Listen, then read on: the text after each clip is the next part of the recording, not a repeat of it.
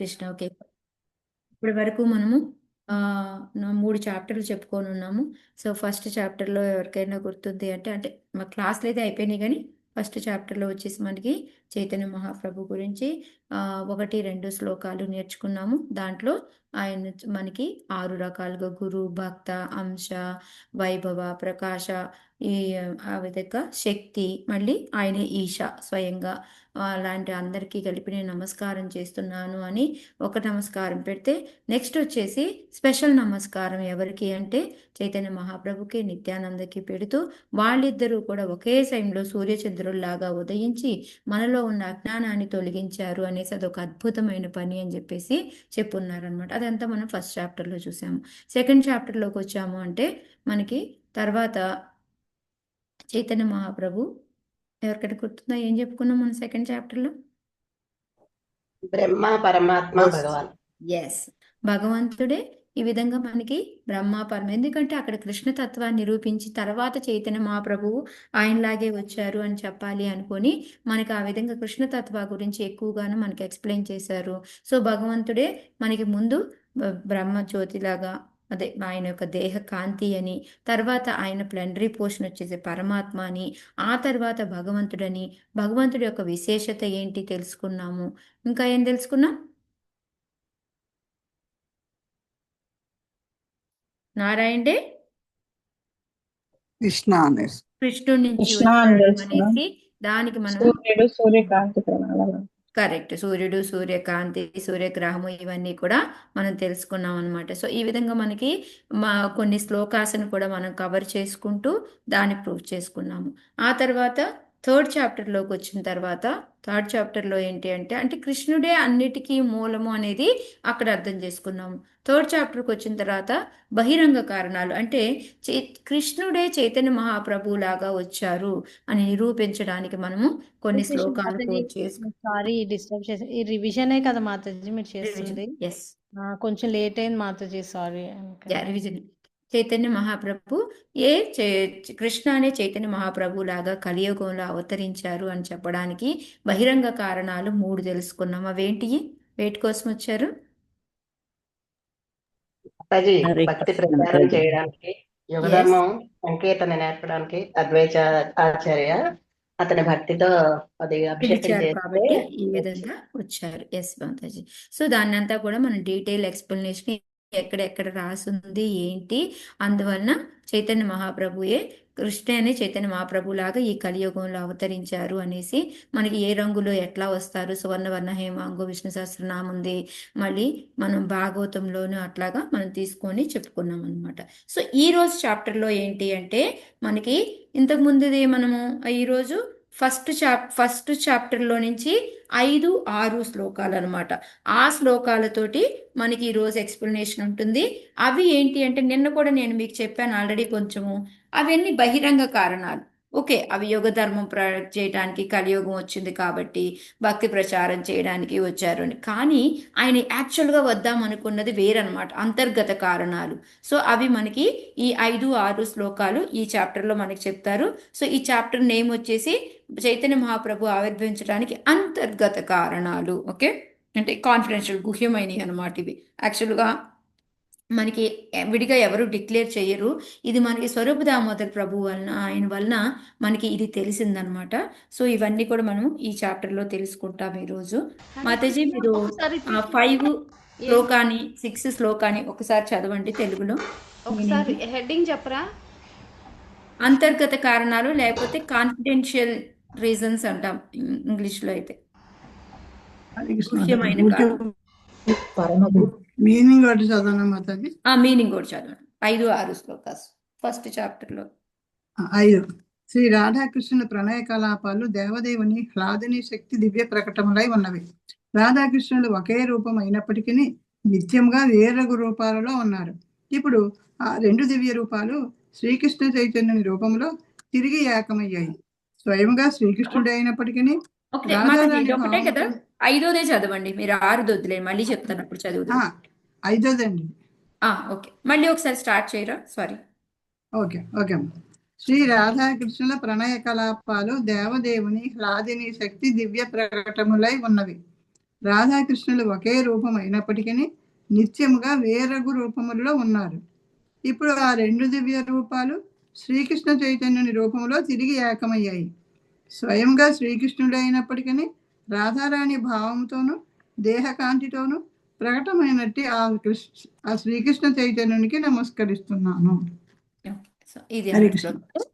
వీళ్ళు ఇద్దరు ఇక్కడ మనకి ఏంటంటే రాధా తత్వం గురించి ఎక్కువగా వస్తుంది అనమాట. ఎందుకు రాధారాణిదే తీసుకోవాల్సి వచ్చింది ఆయన? ఆ రంగు ఆమె యొక్క భావాన్ని తీసుకొని ఎందుకు రావాల్సి వచ్చింది? వాళ్ళిద్దరూ యాక్చువల్గా ఒకళ్ళే, కానీ ఇద్దరుగా వచ్చారు, మళ్ళీ ఇప్పుడు ఒకళ్ళుగా వచ్చారు. ఏంటి అనేదాన్ని మనకి ఈ మనకి కృష్ణదాస్ కవిరాజ గోస్వామి ఎక్స్ప్లెయిన్ చేస్తూ ఉన్నారనమాట.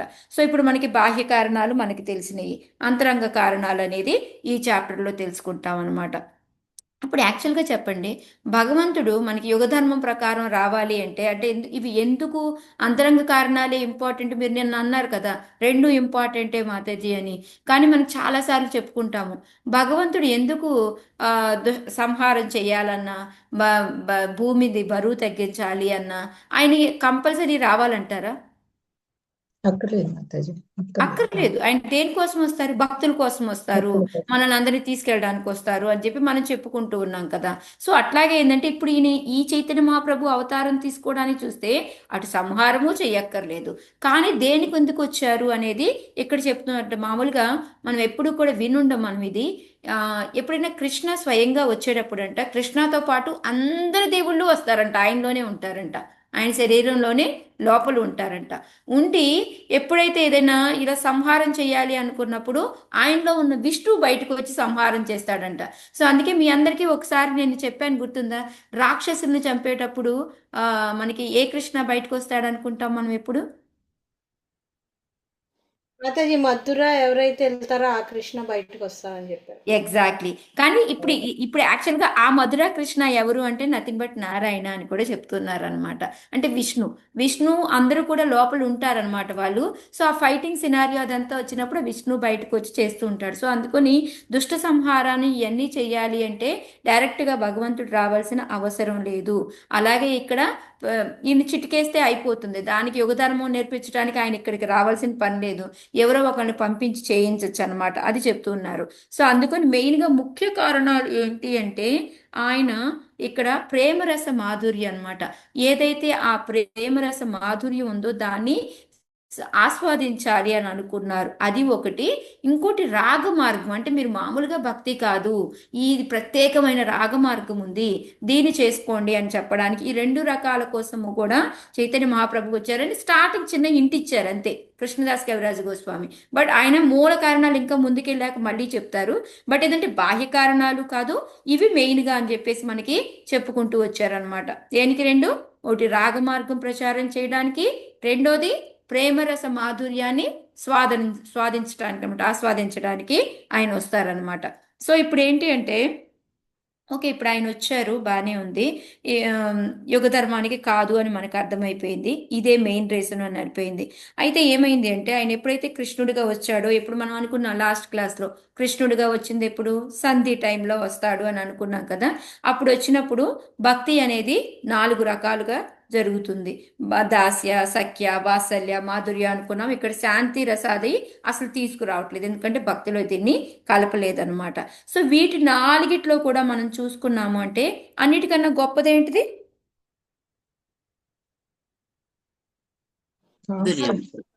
మాధుర్యం. ఓకే, అంతే కదా, అన్నిట్లో కన్నా గొప్పదేంటిది? మాధుర్య అనమాట. ఆ మాధుర్య రసంలో అంటే మనందరికి తెలుసు గోపికలు వాళ్ళు ఎంత ఎక్స్టెండ్గా చేస్తున్నారు అనేసి, కానీ ఇక్కడ కృష్ణదాస్ కవిరాజ స్లోగా మనల్ని తీసుకెళ్తూ ఉన్నారు అనమాట. సో ఇప్పుడు 4 ఉన్నారు, అందరూ ఓకే ఇదిగా చేస్తూ ఉంటారు. బట్ అందరిలో కన్నా ఎక్కువ ఎవరు అంటే మాధుర్య రస. ఆ మాధుర్య రసలో కూడా 2 రకాలు ఉన్నారు. ఎవరెవరు మీకు తెలుసా? స్వకీయ, పరకీయ అంటారనమాట. స్వకీయ అంటే ఏంటంటే పెళ్లి చేసుకొని, మళ్ళీ పరకీయ అంటే పెళ్లి కాని వాళ్ళు అనమాట, అంటే గోపికలు అనమాట. పెళ్లి చేసుకొని అంటే వాళ్ళు రాణుల కింద వస్తారనమాట. సో ఈ విధంగా ఏంటంటే భగవంతుడితో పెళ్లి చేసుకొని స్వకీయ రసం అంటారు, దాన్ని స్వకీయ మాధుర్య రస. అదే పరకీయ అనేది పెళ్లి చేసుకోకుండా అనమాట, అన్మ్యారీడ్ అనమాట, దాన్ని వ్రజధాము. సో ఇది ఎక్కడ చూస్తాము అంటే ఎక్కువగా బ్రజధామం తప్ప ఇంకా ఎక్కడా కూడా ఇలాంటిది మనం చూడము అని చెప్పేసి మన కృష్ణదాస్ కవిరాజ్ గోస్వామి చెప్తున్నారనమాట. సో ఇప్పుడు వాళ్ళలో ఇప్పుడు అందరు గోపికలు అందరూ కూడా అలాగే ఉన్నారు అనుకుంటే వాళ్ళందరిలో హైయెస్ట్ ఇంకా దీని అంతా చాలా ఎక్స్ప్లెనేషన్ ఇచ్చారు మాతాజీ అక్కడ. ఎందుకు అంటే పెళ్లి తర్వాత అనేది ఒక రకంగా ఉంటుంది, పెళ్లి లేకుండా ఆ ప్రేమ అనేది చాలా హై లెవెల్లో ఉంటుంది అని, చాలా గోపికలు ఎలా సేవ చేస్తారు భగవంతుడికి ఏ విధంగా అనేది చాలా ఎక్కువ ఎక్స్ప్లెనేషన్ ఉంది. నేను ఇప్పుడు అదంతా మీకు చెప్పట్లేదు, మీరు వెళ్ళి తర్వాత చదువుకోండి. సో ఇక్కడ ఏంటంటే మనకి ఈ వాళ్ళు ఇందులో టాప్ మోస్ట్ ఎవరు అంటే రాధారాణి అనమాట. ఆ రాధారాణిని అందుకొని ఆయన ఆ పరకీయ భావాన్ని టేస్ట్ చూడడం కోసం రాధారాణి అవతారం తీసుకొని వచ్చారు అని చెప్పేసి మనకి ఆ శ్లోక యొక్క వివరణ అనమాట. ఒక్క నిమిషం మాతాజీ, ఎవరు వచ్చారు చూసి.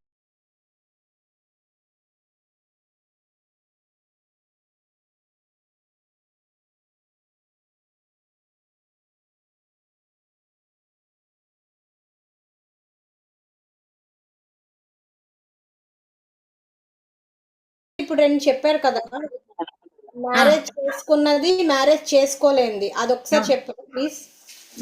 మాధుర్య రస రెండు రకాలుగా ఉంటుంది. ఒకటి వచ్చేసి పరకీయ అంటాము, ఒకటి వచ్చేసి స్వకీయ అంటాం అనమాట. స్వాకీయ అంటే ఏంటి అంటే పెళ్లి చేసుకొని కృష్ణాని ఆయనతో మనము ప్రేమలో ఉండడం అనమాట. కొంతమంది ఏంటంటే మేము పెళ్లి చేసుకోము కానీ ఒక ప్రేమికురాలిగా కృష్ణతో ఉంటాము అనుకుంటారు కదా, అది గోపికలు అనమాట. పెళ్లి చేసుకొని అంటే రాణులు, మనకి ద్వారకా రాణులు అందరూ వస్తారు. ఇది పెళ్లి చేసుకోకుండా అంటే గోపికలు వస్తారు అనమాట. ఓకే, ఇది మనకి ఎక్కడ ఉంటుంది అంటే బ్రజధామంలో దొరుకుతుంది. సో ఇది ఓన్లీ ఇది అందుకొని ఈ అందరిలో ఇలా సర్వ్ చేసిన వాళ్ళందరిలో టాప్ మోస్ట్ చూసుకున్నాము అంటే రాధారాణి అనమాట. అందుకొని ఆయన ఈ విధంగా ఏమంటారు ఈ రాధారాణి రంగు భావం తీసుకొని చైతన్య మహాప్రభు ఇలా వచ్చారు అనేసి జస్ట్ గ్లిమ్స్ లాగా చెప్తున్నారనమాట. ఇప్పుడు మనకి డీటెయిల్ ఎక్స్ప్లెనేషన్ మళ్ళీ ఇస్తున్నారు. దాంట్లో ఏం చెప్తున్నారు అంటే మనకి రాధాకృష్ణ తత్వ గురించి అనమాట ఎక్కువగా మనకి చెప్తుంది. సో ఫస్ట్ ఏంటంటే రాధాకృష్ణ ఒకటే మనకి గోలోక బృందావనంలో, కానీ ఆ తర్వాత ఏం చేస్తారు, ఆమె హ్లాదిని శక్తిలాగా రాధారాణిలాగా పక్కకు వస్తుందన్నమాట. ఫస్ట్ ఒక ఆత్మ కానీ రెండు శరీరాలుగా విడిపోతారు. రెండు శరీరాలుగా విడిపోయి వాళ్ళు అంతా కూడా రాసలీల ఇవన్నీ చేయడము ఇవన్నీ కూడా జరుగుతుందన్నమాట. అది అయిన తర్వాత మళ్ళీ ఏంటి అంటే చైతన్య మహాప్రభులాగా కలిసిపోయి ఇంకా ఆనందించడానికని మళ్ళీ చైతన్య మహాప్రభు రూపంలో వచ్చారు అని చెప్పేసి మనకి చెప్తూ ఉన్నారనమాట. ఇందా మాతాజీ చదివిన శ్లోక మీనింగ్ ఇదే కదా మీకు. ఎందుకు వచ్చారు అంటే అందరిలో కొన్న టాప్ మోస్ట్ రాధారాణి, ఆ రాధారాణి యొక్క ఆ భావాన్ని చవి చూడటం కోసం ఆయన మళ్ళీ వచ్చారు అని చెప్పేది మనకి ఇక్కడ చెప్తూ ఉన్నారనమాట. అయితే ఇక్కడ ఇంకా చాలా ఎక్స్ప్లెనేషన్లు ఇచ్చారు వాళ్ళు. ఎలాగంటే ఆ టాప్ మోస్ట్ ఎంజాయ్మెంట్ అనేది మళ్ళీ ఎలా ఉంటుందో చూడడం కోసం అనేసి వాళ్ళ యొక్క అది ఎలా ఉంటుంది ఇదంతా కూడా మనకి ఎక్స్ప్లెయిన్ చేస్తారనమాట. అయితే ఇప్పుడు కృష్ణ ఉన్నాడు అనుకోండి, కృష్ణకి శరీరాన్ని మనకి ఎలా ఉంటుందని చెప్తాం మనం, 3 శక్తులు మెలితంలో ఉంటుంది. అది ఏంటిది, అది ఎప్పుడు ఈ రూపంలో ఉంటుంది అని చెప్తూ ఉంటాం మనం. కృష్ణాది సచ్చిదానంద రూపం కదా, సచ్చిదానంద రూపం, సత్ చిత్ ఆనంద. ఇవి కూడా 3 శక్తులే భగవంతుడివి యాక్చువల్గా చెప్పాలి అంటే అనమాట. సో ఇవి ఏంటంటే నేను చాలా సింపుల్ గా చెప్తాను మీకు ఒక్కొక్క శక్తి దాని గురించి. సో ఇప్పుడు మనం ఫస్ట్ సత్ అంటే ఏంటి, మంచి అని వస్తుంది, శాశ్వతం కదా మాతాజీ, గుణం కాదు మా శాశ్వతం, ఎటర్నల్ మాతాజీ, శాశ్వతం అని. ఓకే, సత్ అంటే ఎప్పుడు ఉంటుంది అని, అంటే శాశ్వతం అనే కదా మాతాజీ.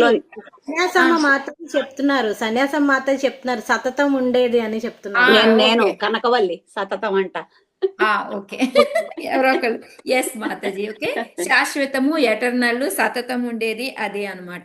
సో దాని శక్తి పేరేంటంటే సంధిని అంటారు. ఓకే, యాక్చువల్గా రాధారాణి మనకి చెప్పాలి అంటే లాదిని శక్తి అని చెప్తాం కదా, కానీ ఆమె ఏంటంటే మిగతా శక్తులు కూడా ఆమె అనమాట. దాంట్లో ఇది సంధిని అనమాట. సంధిని అనేది శాశ్వతంగా ఉండేది, అదే మనం సత్ అంటాం అనమాట. అది ఏ రూపంలో ఉంటుంది అంటే శుద్ధ సత్వంలో ఉంటుందన్నమాట. శుద్ధ సత్వంలో ఉండి మనకి ఏ విధంగా హెల్ప్ చేస్తుంది అంటే మనకి డివోషన్ని పెంచుకోవడానికి అనమాట, భక్తిని పెంచుకోవడానికి మనకి హెల్ప్ చేస్తూ ఉంటుంది అనమాట. సో అందుకే ఏంటి అంటే ఇక్కడ మనకి ఈ కృష్ణ యొక్క తల్లిదండ్రులుగా రావడము, బెడ్గా రావడము, ఇవన్నీ కూడా మనకి ఆ ఆకారాల్లో ఆ హౌస్, కృష్ణుడు ఉండే హౌస్ కానీ ఇదంతా కూడా మనకి సత్ అన్నమాట. ఈ సంధిని శక్తి చేసే పనులు అనమాట. నెక్స్ట్ వచ్చేసి చిత్. చిత్ అంటే మనస్సు మాతాజీ, మనస్సు. సచ్చిదానంద రూపం చెప్తాను కదా మాతాజీ, దాని మీనింగ్ అడుగుతున్నాను. చిత్ అంటే జ్ఞానం, జ్ఞానం, నాలెడ్జ్, జ్ఞానం మాతాజీ. ఓకే, సో ఇది ఏంటి అంటే భగవంతుడి ఇది సంవిత్ అన్నమాట. ఇందాక సంధిని శక్తి అయితే ఇది సంవిత్ అంటాం అనమాట దీని శక్తి. ఓకే, సో ఇదేంటంటే నాలెడ్జ్ ని పెంచుతూ ఉంటుంది, విస్తారం అనమాట. ఇంకా ఇంకా ఇలా ఎక్స్పాన్షన్ అవుతూ ఉంటుంది ఎందులో ఉంటుంది మాతాజీ ఇది? పైది శుద్ధ సంవిత్ సత్వంలో మాతాజీ, ఉంటుంది. సంవిత్ శక్తి. కాదు, పైన ఇది సంధిని శక్తి శుద్ధ సత్వంలో ఉంటుందన్నారు కదా. ఇది ఇంకా సం- సత్వం ఏమి ఉండదు సంవిత్ మాతాజీ, నాలెడ్జ్ అనేది ప్యూర్ కదా, ఇంకా సత్వం అనేది ఏమి ఉండదు దీనికి. ఓకే. ఓకే, యా, ఇది సంవిత్ అన్నమాట. ఇది నాలెడ్జ్ విస్తారం అవుతూ ఉంటుంది. భగవంతుడి యొక్క నాలెడ్జ్ని అలా పెరుగుతూ పెరుగుతూ ఉంటుంది. దానికి ఏంటంటే అంతం అనేది ఉంది. ఇప్పుడు మన భగవంతుడి గురించి నాలెడ్జ్ అనేది, జ్ఞానం అనేది. ఉండదు మాతాజీ. అందుకే ఇప్పుడు మనం బ్రహ్మ జ్ఞానము అని భాగవతం ఏదైనా మనం తెలుసుకుంటున్నాము అంటే అది పార్షల్ అంశే అన్నమాట. దాంట్లో యాక్చువల్గా విస్తారంగా మనం ఎవరిని కూడా తెలుసుకోలేము అనమాట. అది భగవంతుడిది చిత్. అది ఏ శక్తి? సంవిత్ శక్తి. నాలెడ్జ్ అది పెరుగుతూ ఉంటుంది. దాంట్లో బ్రహ్మ జ్ఞానం అనేది ఒక అంశ మాత్రమే. మనం ఏదైతే తెలుసుకుందాం అనుకుంటున్నామో అది ఒక అంశ అన్నమాట. ఓకే, నెక్స్ట్ వచ్చేసి ఆనందం, బ్లిస్ అన్నమాట. అది ఆనందం. ఆ ఆనందం ఏంటంటే లాదిని శక్తి. సో ఇప్పుడు 3 శక్తులు అర్థమైంది కదా, సంధిని, సంవిత్, లాదిని శక్తి. సో సంవిత్ అంటే ఏంటి? నాలెడ్జ్ అని. సంధిని అంటే శాశ్వతంగా ఉంటుంది అని, అది మనకి భక్తికి తోడ్పడుతుంది. నెక్స్ట్ లాదిని శక్తి మనకి ఆనందాన్ని, భక్తి చేసుకున్న తర్వాత వచ్చే ఆనందం మనకి లాదిని శక్తి. ఇది నథింగ్ బట్ రాధారాణి అన్నమాట. ఓకే, సో ఈ రాధారాణి ఏం చేస్తుంది అంటే ఎప్పుడు కూడాను భగవంతుడిని ఆనందంగా ఉంచడానికి, ఆయనకి ప్లెజర్కి ఏం కావాలంటే అది. అసలు కృష్ణ యొక్క లోపల ఆహ్లాదం, ఆనందించే శక్తి ఏదైనా ఉంది అంటే అది రాధారాణి, ఇంకంతే, ఇంకేం లేదనమాట. ఓకే, ఆయన ఆనందపడాలి అంటే ఎదురుగా ఎవరు ఉండాలి? రాధా ఉండాలి. రాధా ఉండాలి, అది అన్నమాట. అందుకని కృష్ణాస్ ప్లెజర్ అని చెప్తుంటారు అనమాట. సో ఆమె చేసే పనులు ఏంటి అంటే ఆమె మన మన భక్తుల్లో భక్తిని పోషిస్తూ ఉంటుందన్నమాట. ఈ లాదిని శక్తి అనేది ఇంకా ఇంకా పెరగడానికి తోడ్పడుతూ ఉంటుందన్నమాట. ఇంకోటి ఏంటి అంటే కృష్ణుడి యొక్క ప్రేమ ఏమైతే ఉంటుందో దానికి ఇంకా ఆయన యొక్క ఏమంటారు, ఆయన డిజైర్స్ కానీ ఆయన కోరికలు ఏమైనా ఉన్నా అవన్నీ ఫుల్ఫిల్ చేయడం అనేది రాధారాణిది అనమాట. ఆయనకి ఏమైనా అనిపించిందంటే వెంటనే ఎవరు చేస్తారు? రాధారాణి ఫుల్ఫిల్ చేస్తుంది అనమాట. ఓకే, అందుకే రాధారాణి ఏం చెప్తారు అంటే కృష్ణుడి యొక్క ప్రేమాంతర రూపము అని చెప్తారు. ఏం చెప్తారు రాధారాణి? ప్రేమాంతర రూపము. ఎస్, కృష్ణ ప్రేమాంతర రూపం అనమాట. ఆయన కృష్ణుడిలో ఉండే ప్రేమ, అంతర్గతంగా ఉండే ప్రేమ ఒక రూపం తీసుకుంది అంటే అది రాధారాణి అని అనమాట. అది ఇక్కడ మనకు చెప్తూ ఉన్నారు. సో ఇది చెప్పి ఇంకా ఇప్పుడు రాధారాణి యొక్క గొప్పతనం, ఇప్పుడు లాదిని శక్తి దాకా వచ్చాం కదా, ఈ లాదిని శక్తే రాధారాణి. అదే అన్ని పనులు చేస్తుంది. ఏమేం చేస్తుంది అన్నీ కూడాను మనకి ఇక్కడ ఆ రాధారాణి యొక్క పేర్లు ఏంటి, ఎన్నో రకాల పేర్లు ఇచ్చారనమాట రాధారాణికి. దాంట్లో మచ్చుకి మనము కొన్ని చెప్పుకుందాము, అన్నీ కాకుండాను.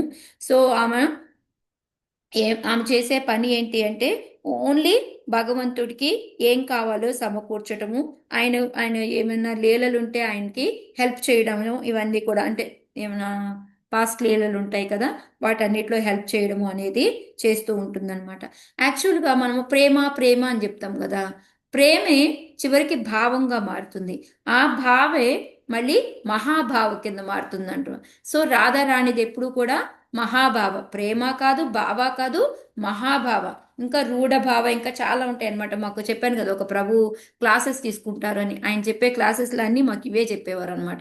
అప్పట్లో అంతా తలగొక్కునేదాన్ని ఏంటా అని. కానీ కొంచెం అలవాటు పడుతూ ఉండగా ఆ క్లాస్ మానేయాల్సి వచ్చింది. ఎందుకంటే సేమ్ టైంలో తీసుకుంటూ ఉన్నారు ప్రభు. ఇప్పుడు మేము వచ్చి ఈ క్లాస్లో కూర్చున్నాం కదా, అదే టైంలో ప్రభు క్లాస్ తీసుకుంటున్నారు మాకు. సో రికార్డింగ్ ఇవ్వండి అంటే నేను ఇవ్వనని చెప్పేశారు. సో అందుకని ఇంకా నేను ఎక్కువ చెప్పలేను. అయితే ఇంకా కృష్ణ రాధారాణికి ఏంటి అంటే సర్వశ్రేష్ఠ కాంత అనేసి పేరు అనమాట. కృష్ణమయి అని పేరు. ఎందుకు అంటే కృష్ణమయి అంటే ఆమె ఎప్పుడైనా ఇట్లా ఎదురుగా చూసింది అంటే ఏం చూసినా కృష్ణుడే కనిపిస్తాడు ఇంకా ఆమెకి. అట్లా అనమాట. ఆమె అలాగా కృష్ణమయ్యి అనమాట. ఇంకో రెండోది ఏమీ ఉండదు. అందరు కాంతల్లో అంటే ఈ రాణులు కానీ మిగతా వాళ్ళు కానీ ఎవరైనా తీసుకుంటే వాళ్ళందరిలోకి సర్వశ్రేష్ఠ ఎవరు అంటే రాధారాణి అనమాట. సో రాధారాణికి రాధిక అని పేరు ఎందుకు వచ్చింది అంటే, ఎందుకు వచ్చింది చెప్పండి? కృష్ణులోని కాకలి పేరేమో. కృష్ణుడి ఆరాధనలోంచి యొక్క వచ్చింది కోరికలు మాతాజీ. తీరుస్తుంది. ఒక ఆరాధన. ఆరాధనలోంచి వచ్చింది అని చెప్పారు మాతాజీ. ఎస్ మాతాజీ, ఆరాధనలోని ఆరాధన ఎందుకు వచ్చింది? కృష్ణుడి యొక్క కోరికలను ఆమె ఫుల్ఫిల్ చేస్తూ ఉంటుంది, ఆరాధిస్తూ చేస్తూ ఉంటుంది. అందుకని ఆ ఆరాధనలోంచి రాధిక అనేది వస్తుంది అని చెప్పి చెప్తూ ఉంటారు ఇప్పుడు ఇక్కడ అనమాట. రాధ పేరులో కృష్ణమయ్య ఒకటి చెప్పారు, ఇంకోటి ఏం చెప్పారు మాతాజీ? సర్వశ్రేష్ఠ కాంత మాతాజీ.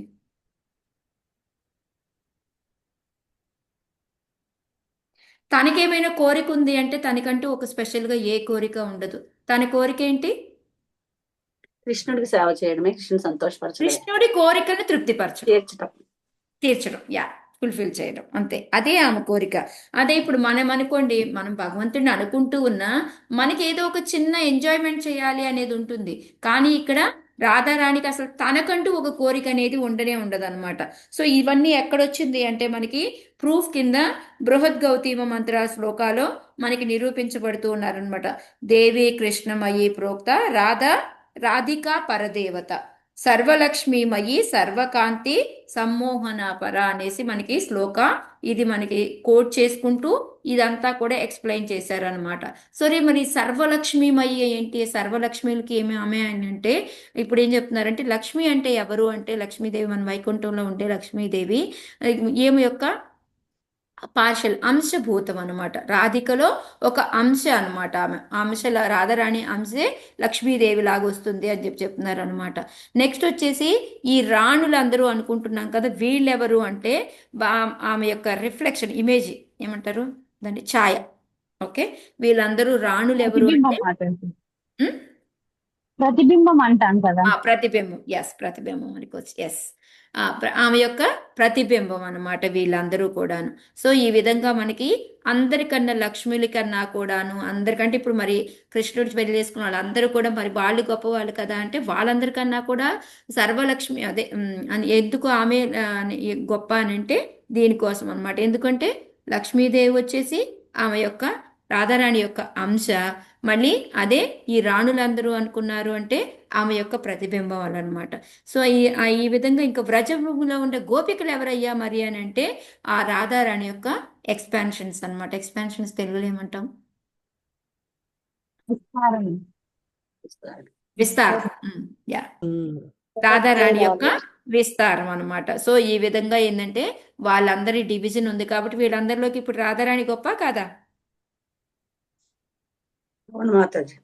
అది అందుకని ఇక్కడ అంతా కూడా మనకి చెప్తూ ఉన్నారు. ఇంకా కొన్ని పేర్లు ఏంటి అంటే జగత్మాత, మదన మోహన మోహిని, ఈ విధంగా ఏంటంటే మనకి ఎందుకంటే ఈ రాణులందరూ కూడా అవసరం కృష్ణకి ఇక్కడికి వచ్చి ఎప్పుడైనా చెయ్యాలి అంటే రాణులు వీళ్ళందరూ అవసరం ఉందా లేదా?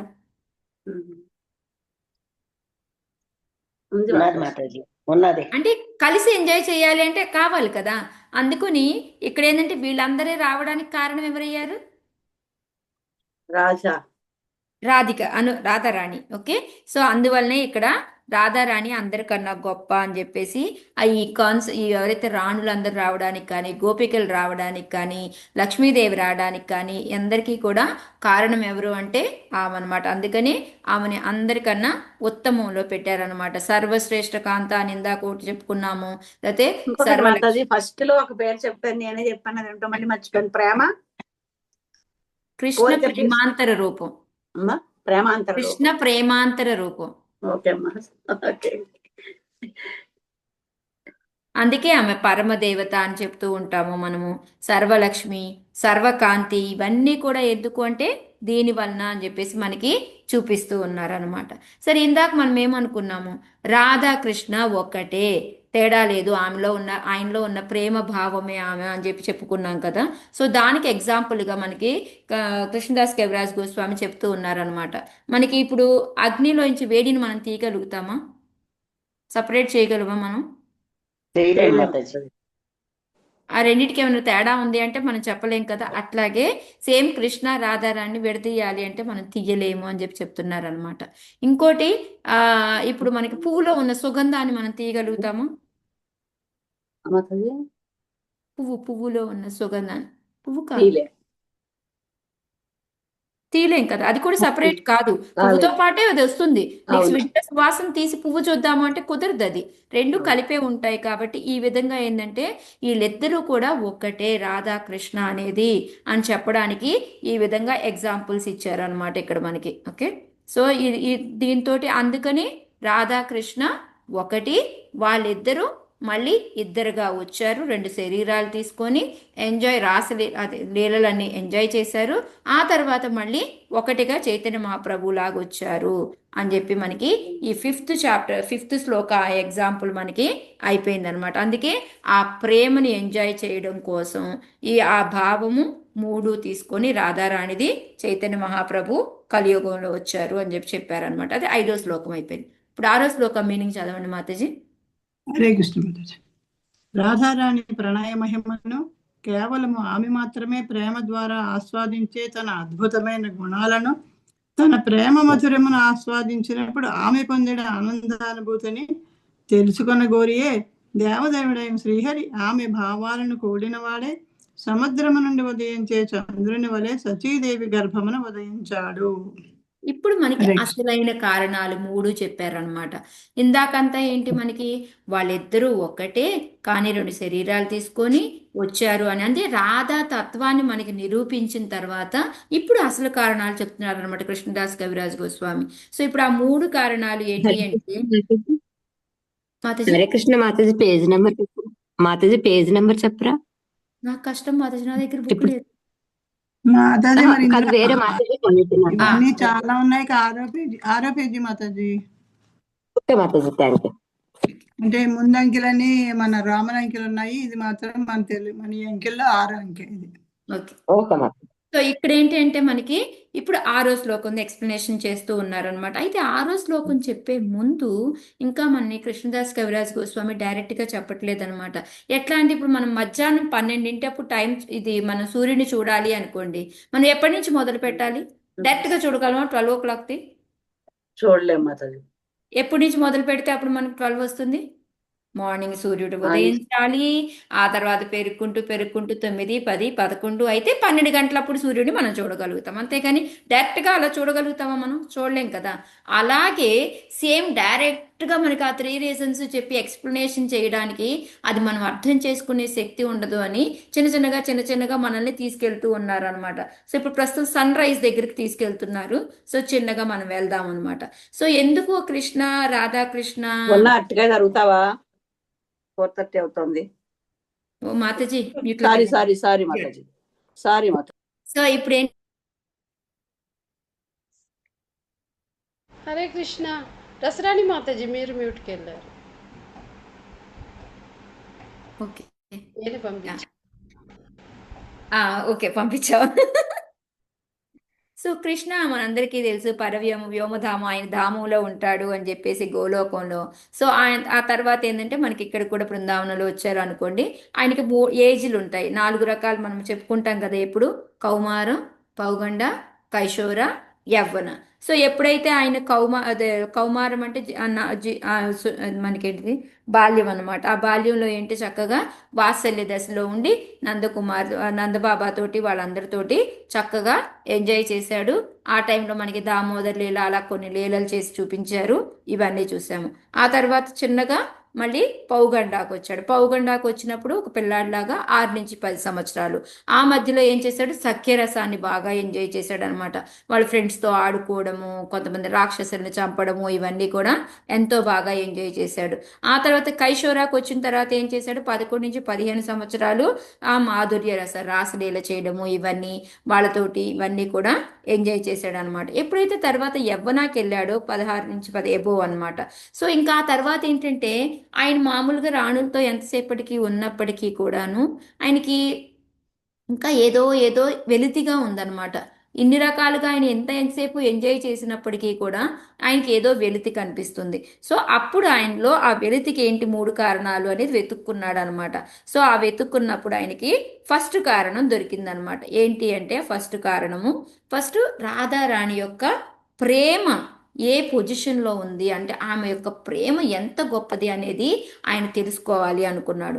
దానికి మెయిన్ కారణం ఏంటి అంటే ఎప్పుడైతే రాధారాణిని చూస్తాడో ఈయన, చూస్తే ఆమె ఆమె వలన వచ్చే ఆనందం వలన ఈయన ఆమె చేతిలో ఒక మనం అంటారు చూడండి డాన్సింగ్ డాల్ అంటాం కదా, కుట్టిపుతలి అదే ఏమంటాం మరి దాన్ని, తోలుబొమ్మ.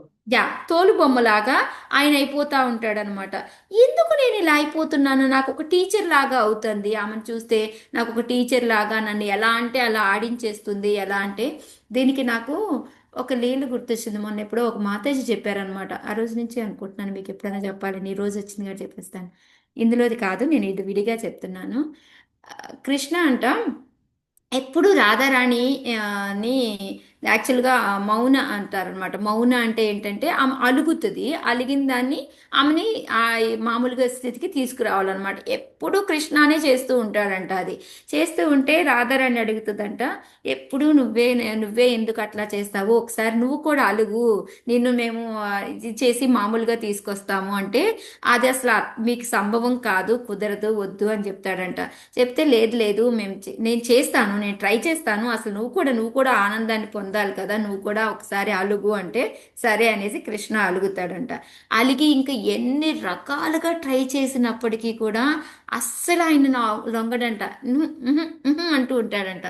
అప్పుడు ఇంకా బాధతోటి వెళ్ళి యమునా దగ్గరికి వెళ్ళి యమునా నది దగ్గర కూర్చొని ఏంటి ఎంత చేసినా కూడా, ఎన్ని రకాలుగా ఏ విధంగా ప్రయత్నాలు చేసినా కూడా అవ్వట్లేదు, ఎట్లా ఈయన్ని అలక నుంచి మాన్పించాలి అని అంటే అప్పుడు రాధారాణి యమునాదేవి అంట లోపల నుంచి ఈ కమలాలు ఉంటాయి కదా, లోటస్లు, ఇవన్నీ తీసుకొని ఒక దండలాగా పట్టుకొస్తారు. ఆ దండను తీసుకొని రాధారాణి దగ్గరికి వస్తూ ఉంటే ఆ రాధారాణి అలా కమలాలతో ఉండడం, ఆ దండని అలా చూసేటప్పటికి ఆయన మెల్ట్ అయిపోయి పక్క నవ్వేసి ఆనందంతో ఇదైపోతాడంట. అమ్మయ్య అనుకుంటుందంట. సో అందుకని రాధారాణిని చూస్తూ ఆయన్ని అంటే వెంటనే ఆయన ఇది అంటే లోటస్ని ఆ రాధారాణిని కలిపి చూస్తే ఆయన ఇంకా అసలు ఆగలేడు అనేసి ఆ రోజు ఆ లీలలో చెప్తుందనమాట మాతాజీ, ఎక్కడో విన్నాను అని చెప్పేసి. సో అట్లాగేంటంటే రాధారాణిని చూస్తే వెంటనే ఆయన ఇది ఒక రకమైన డాన్సింగ్ డాల్ లాగా ఆమె చేతిలో అయిపోతాడు, ఆమె నాకు టీచరు అని చెప్పి అనుకుంటుంటాడు. సో ఇప్పుడు అలా చూస్తూ ఉన్నప్పుడు ఆమె ఇంకా ఆనందపడుతుందంట. కృష్ణ ఆనందం చెందుతున్నాడు అంటే ఈమె ఇంకా ఆనందం పడుతూ ఉంటుందంట. సో ఎందుకు ఆమె ఆమె ఏంటి నాకన్నా ఇప్పుడు ఎందుకు అంత ఎక్కువ ఆనందం పడుతుంది, ఎంత ఆనందం అంటే 10 కోట్ల అంత ఆనందం పొందుతూ ఉంటుందంట. నాకన్నా కూడా అంతకన్నా ఎక్కువ ఆనందం పొందుతూ ఉంది. ఎందుకు నేను ఆమె చేతిలో ఇలా కీలుబొమ్మనవుతున్నాను, నాకన్నా ఎంత ఎక్కువ ఆనందం ఎందుకు పొందుతుంది, అలాంటిది ఎలాంటి ప్రేమ నా మీద చూపిస్తుంది, అది నేను కూడా ఆ గొప్పతనాన్ని ఏంటో తెలుసుకోవాలి అని అనుకుంటున్నాను అని చెప్పేసి రాధారాణి యొక్క ప్రేమ యొక్క విలువను తెలుసుకోవడం కోసం రాధారాణి లాగా వచ్చారు అని చెప్పేసి ఫస్ట్ రీజన్ అనమాట.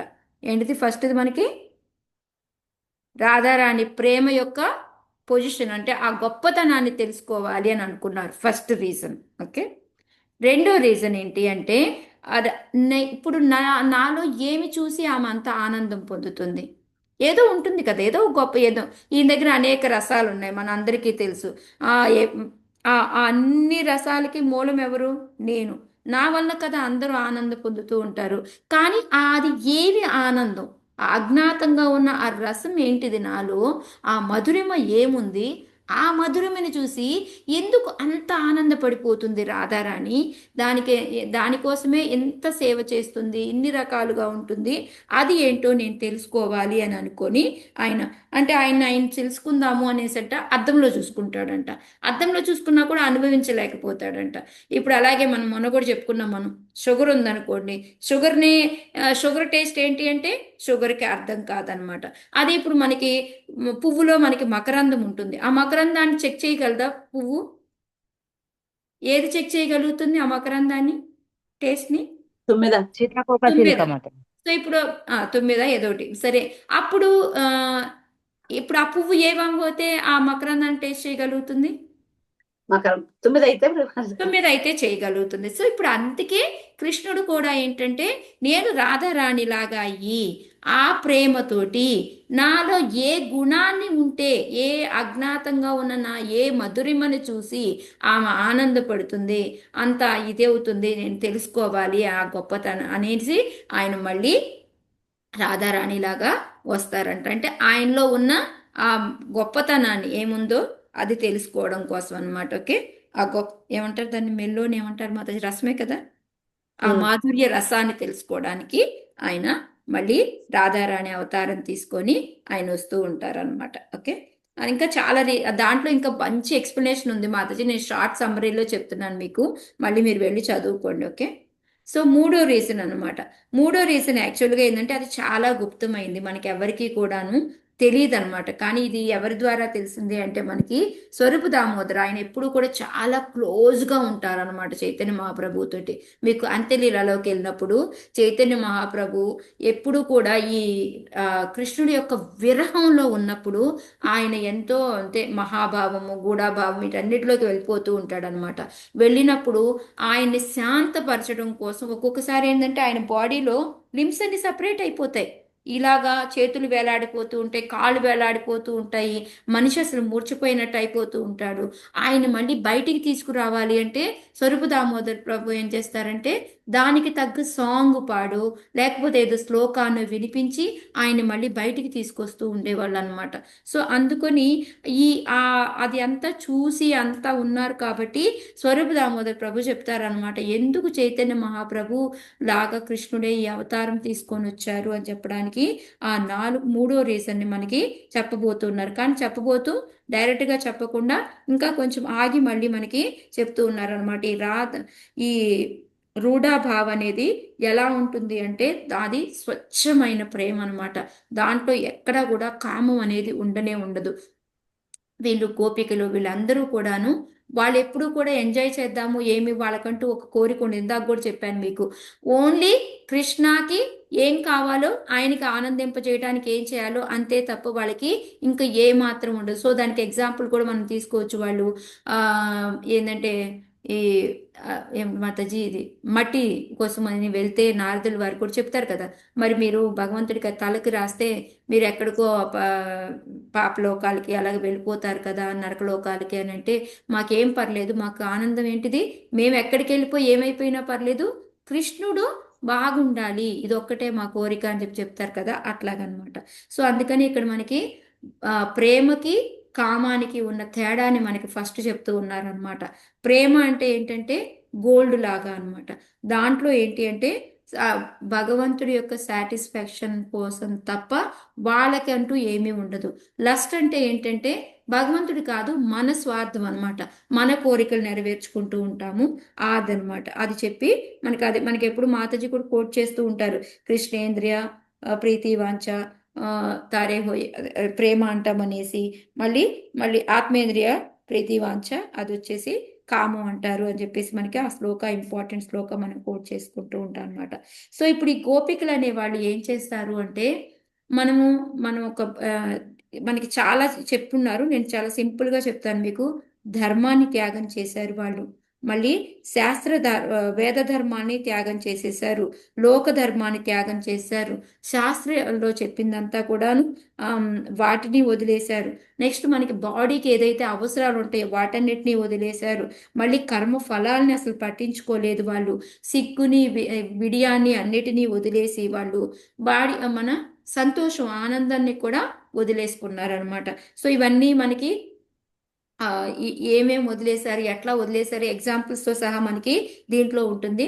సో మనకి మచ్చుకి నేను ఇందాక మీకు ఒకటి చెప్పాను, కర్మఫలము వాళ్ళకి అవన్నీ కూడా పట్టించుకోలేదు. మాకు ఏదైనా పర్లేదు, భగవంతుడి యొక్క ఆనందమే కావాలి అని అక్కడే ఇంట్లో ఫ్యామిలీని వదిలేసి భగవంతుడికి సేవ కోసం పరిగెత్తుతూ ఉండేవాళ్ళు అనమాట. అందుకని ఇవన్నీ కూడా ఎందుకు వాళ్ళు వదిలేశారు, వాళ్ళ ఎంజాయ్మెంట్ కోసం వదిలేశారా ఇవన్నీ?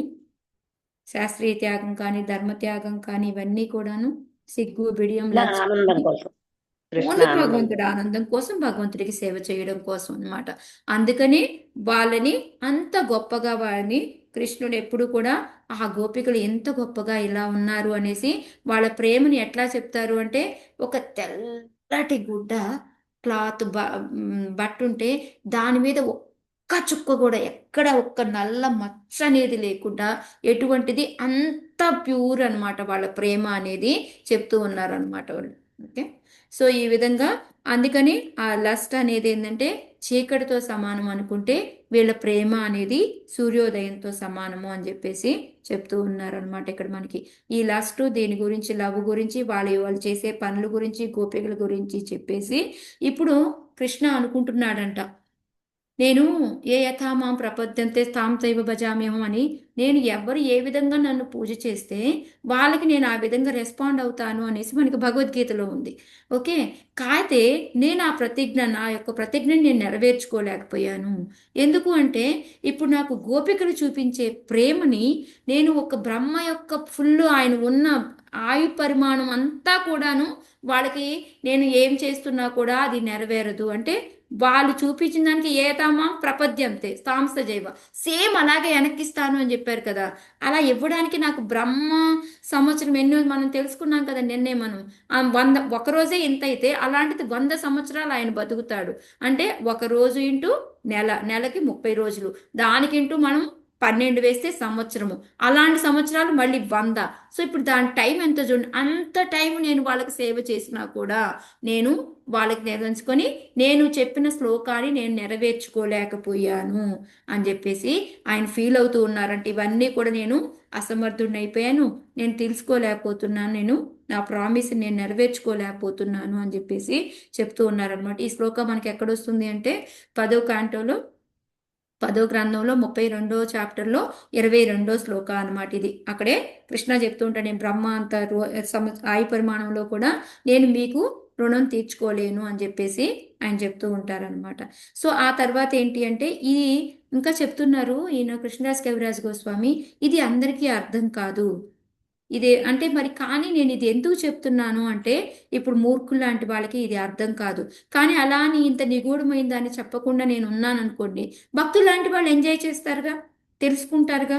అందుకోసమని నేను చెప్తున్నాను. ఓకే, వాళ్ళకి అర్థం కాకపోతే అర్థం కాకపోయింది, కానీ భక్తులు ఎంజాయ్ చేసుకుంటూ రాధారాణి గొప్పతనాన్ని, కృష్ణుడు ఎందుకు వచ్చాడు అనేది తెలుసుకుంటారు అనేసి నేను ఇంకా ముందు కూడా ఇంకా ఎక్స్ప్లెయిన్ చేస్తున్నాను అని చెప్పేసి ఆ నిగూఢమైన 3వ రహస్యాన్ని కూడా మనకి చెప్తూ ఉన్నారనమాట. ఓకే, ఇప్పుడు గోపికలే ఎలా ఉన్నారు అంటే వాళ్ళంట, గోపికలు అందరూ కూడా కృష్ణుడి దగ్గరికి వెళ్ళి చూస్తారు కదా, కృష్ణుడు చూసిన వెంటనే వాళ్ళకి ఎంతో ఆనందం కలుగుతుందంట.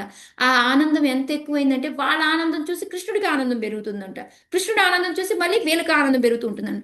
అది ఎలా అంటే నిరంతరం కొనసాగుతూనే ఉంటుంది, దానికి నెవర్ ఎండింగ్ అనమాట. ఇంకా ఇప్పుడు వీళ్ళ అందం పెరిగితే ఆయన అందం పెరుగుతుంది, ఆయన అందం పెరిగితే మళ్ళీ వీళ్ళ అందం పెరుగుతుంది. సో ఇది ఏంటంటే అందం అన్న ఆనందం అనమాట. ఆ ఆనందం అనేది ఇంకా ఇంకా పెరుగుతూ ఉందన్నమాట.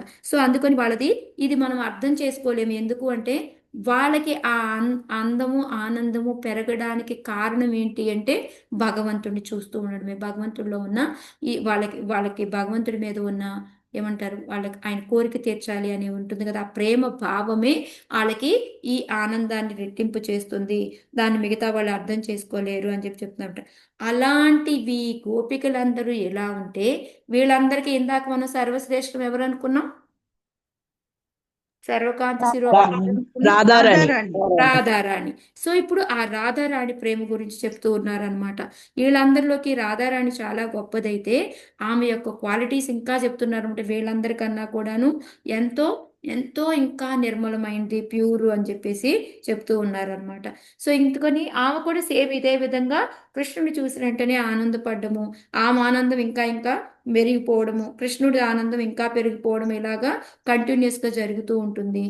ఆయన ఏమనుకుంటున్నాడంటే ఇప్పుడు అందరూ కూడాను నన్ను చూస్తే చాలా ఆనందపడతారు, ఓకే, కానీ నేను ఎప్పుడు ఆనందపడతాను అంటే రాధారాణిని చూసినప్పుడు. అందరూ నా ఫ్లూట్ వాయిస్ వినటానికి ఆనందపడతారు, కానీ నేను ఎప్పుడు ఆనందపడతాను అంటే రాధారాణి మాట విన్నప్పుడు నేను ఆనందపడతాను అని చెప్పి చెప్తున్నారు. సో నా చెయ్యి తగిలితే అందరూ ఏమనుకుంటారు, అబ్బా ఎంత శీతలు అంటే వేల కోట్లలో ఉన్న చంద్రుళ్ళు వస్తే ఎంత చల్లదనంగా ఉంటుందో అలాగా అని అనుకుంటారు. కానీ అబ్బాయి వాళ్ళ టైం ఏంటి ఎంత ఫాస్ట్ అయిపోతుంది, ఓకే.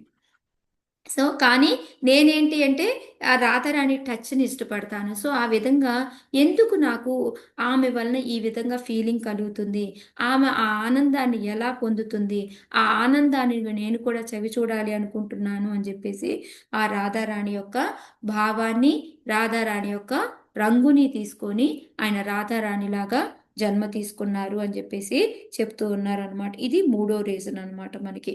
సో మనకి ఎప్పుడైతే ఆయన ఈ 3 రీజన్స్ అనుకోని కారణాలతోటి ఆయన వద్దాము అని అనుకుంటూ ఉంటే అనుకోకుండా అదే టైంలో కలియుగం రావడం, యుగ ధర్మాన్ని నేర్పించడానికి, నామ సంకీర్తన నేర్పించడానికి అదే టైంలో అద్వైతాచార్య పిలవడము ఇది కూడా జరిగిందనమాట. అందుకని మెయిన్ ఈ 3 అంతరంగిక కారణాలు అనుకోకుండా కోయిన్సిడెంట్గా అదే టైంలో ఇవి కూడా కలిసాయి అని చెప్పేసి మనకు చెప్తూ ఉన్నారనమాట. సో ఈ 3 రీజన్స్ ఏంటి, రాధారాణి యొక్క ప్రేమ ఏదైతే ఉందో దివ్య ప్రేమ, దాని స్థానాన్ని దాన్ని తెలుసుకోవాలి అని అనుకున్నారు.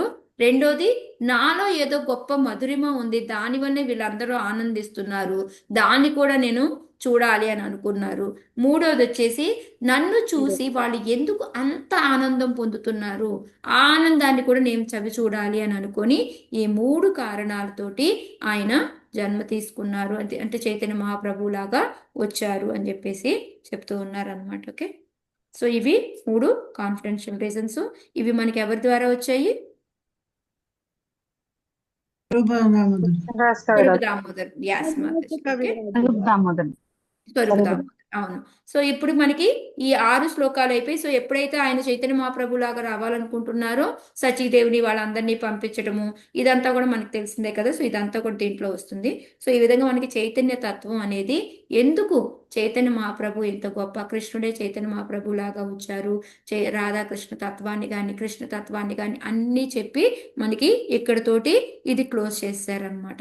ఆ తర్వాత మనకి 5th చాప్టర్లో ఏంటి అంటే మనకి నిత్యానంద తత్వం గురించి వస్తుంది. సో మనం చెప్పుకున్నాం కదా, 7వ శ్లోకం నుంచి మొదలు పెట్టుకొని 11వ శ్లోకం వరకు కూడాను మనకి చైతన్య తత్వం, నిత్యానంద మహాప్రభు గురించి అనమాట.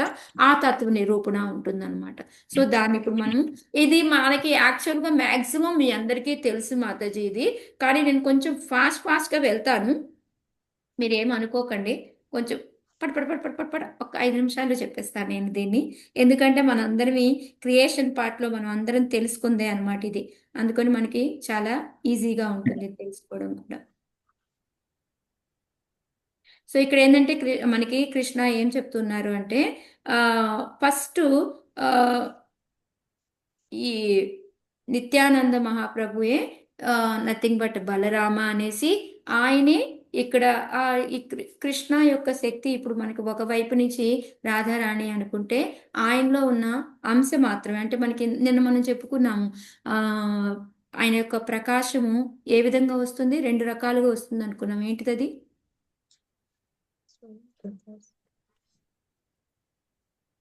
ప్రకాశ విలాస, మర్చిపోయారా?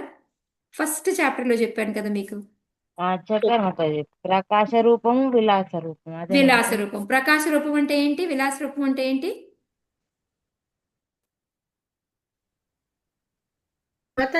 విలాస రూపం అంటే బలరామ, వైకుంఠ నారాయణ, చతుర్వ్యూహం మారుతూ ఉంటుంది, ఫేషియల్ అదే ఫీచర్స్ మారుతా ఉంటాయి కదా. ఫస్ట్ అయితే సేమ్ గా ఉంటుంది అన్నారు మాతాజీ. అవును మాతాజీ. ఫస్ట్ది ఏంటంటే మనకి ప్రకాశ అంటే ఆయన రాణుల్లాగా అదే రాణులు వివాహం చేసుకునేటప్పుడు ఒకేలాగా మారటము, దాంట్లో గుణగణాలు కానీ రూపం కానీ మార్పు ఉండదు. కానీ రెండోది ఏంటంటే గుణగణాలు అన్నీ సేమ్గా ఉంటాయి, శక్తి అంతా సేమ్గా ఉంటుంది, కానీ మనకి రూపంలో కొంచెం తేడా ఉంటుంది అన్నమాట. అందుకే బలరాములు కానీ నారాయణ కానీ చతుర్వ్యూహాలు కానీ దీంట్లో మనము ఎగ్జాంపుల్స్ తీసుకుంటాం అనమాట. సో ఇది ఇక్కడ మనకి చెప్తూ ఉన్నారు. సో ఈ చాప్టర్లో ఏంటంటే అది చెప్పి మనకి స్టార్ట్ చేస్తూ ఉన్నారు అనమాట ఆయన. సో మీరు మాతాజీ ఫస్ట్ మీరు 7వ శ్లోకం చదువురా. హరే కృష్ణ. సంకర్షణ కరణతోయ సాయి గర్భోదసాయి చ పయోబ్ధి సాయి శేషశ్చ యస్యాం సకల సనిత్య నందాఖ్య రామ శరణం మమాస్తు. శ్రీ నిత్యానందరాముడే నా నిరంతర ధ్యాన గమ్యమగుగాక. శంకర్షణుడు శేషనాగు కారణోదక గర్భోదక క్షీరోదకాలలో శయనించే విష్ణువులు అతని అంశలు కళలు అయి ఉన్నారు. ఓకే. సో ఇప్పుడు చైతన్య మహాప్రభువులో అది మనకి వెంటనే వచ్చే ఎక్స్పాన్షన్ ఎవరు అంటే నిత్యానంద అనమాట. సో అదే ఆయన విలాస రూపం అని కూడా మనము భగవంతుడి యొక్క విలాస రూపం అని కూడా మనం చెప్పుకుంటాం అనమాట. సో ఇక్కడ ఏంటి అంటే మనకి కృష్ణుడి యొక్క పరబ్రహ్మ స్వరూపుడు ఎవరు అంటే మనకి బలరాముడు. ఆ బలరాముడి నుంచే మనకి నిత్యానంద మహాప్రభు వస్తారు. ఇప్పుడు ఆయన గొప్పతనం చెప్పాలి అంటే ఇప్పుడు బలరాముడి నుంచి ఎవరు మొదలై ఎలా ఎలా ఎలా వస్తారు అంటే ఇక్కడ బలరాముడి తత్వాన్ని నిరూపించారు అంటే నిత్యానంద తత్వం కూడా మనకి అర్థమైనట్టే. సో అందుకని ఇక్కడ చెప్తూ ఉన్నారనమాట ఆయన. ఎప్పుడైతే మనకి ఈ భౌతిక జగత్తు కాకుండా మనకి పైన ఇంకోటి ఉంది అనుకున్నాం, దాన్ని ఏమంటాము? భౌతిక ప్రపంచం కాకుండా పైన ఏమంటాం మనం? ఆధ్యాత్మిక అంటాం. దాన్ని మొత్తాన్ని కలిపి మనము పరవ్యోమం అంటాం అనమాట. ఆ పరవ్యోమాన్ని మనము 3 రకాలుగా విభజించవచ్చు అనమాట. అది ఏంటి అంటే బ్రహ్మజ్యోతి అంటే జ్యోతిర్మయ అంటాం కదా, అది జ్యోతి అంటే బ్రహ్మజ్యోతి అనమాట. రెండోది వైకుంఠాల కింద వస్తుంది. మూడోది కృష్ణలోక అని చెప్తాం అనమాట. ఆ కృష్ణలోకాన్ని మళ్ళీ మనము 3గా డివిజన్ చేయొచ్చు అనమాట. గోలోక, ఇంకో ఏమిటి మధుర, ద్వారక అనమాట. సో ఇందులో గోలోకాలో ఏంటి అంటే అన్నిటికన్నా గొప్పదనమాట. అంటే ఈ కృష్ణ లోకాల్లోనే మళ్ళీ 3 పార్ట్స్ నేను మీకు చెప్తుంది ఇందులో. ఓకే, ఇది పరవ్యోమం మొత్తం 3 పార్ట్స్ అయితే దాంట్లో హైయెస్ట్ వచ్చేసి ఏంటిది గోలోకం అనమాట. గోకుల అంటారు, గోలోకం అదేదైతే అది.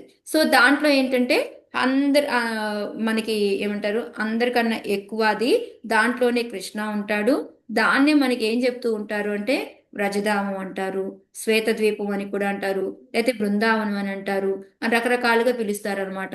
దానికే ఎగ్జాంపుల్గా చింతామణి ప్రకృతి సద్వత్స కల్పవృక్ష అనేది కోట్ చేసి దానికి ప్రభుపాదుల వారు 8 పేజీల సంభాషణ రాశారు. మీరు వెళ్ళి చదువుకోండి. ఓకే, 8 పేజీలు అనమాట, తక్కువ రాయలేదు దానికి. అది మనల్ని ప్రూవ్ చేయడం కోసం, అదే ఎంత గొప్పది అని చెప్పడానికి ప్రభుపాదుల వారు రాశారనమాట. ఆ తర్వాత వచ్చేసి మధుర అనమాట.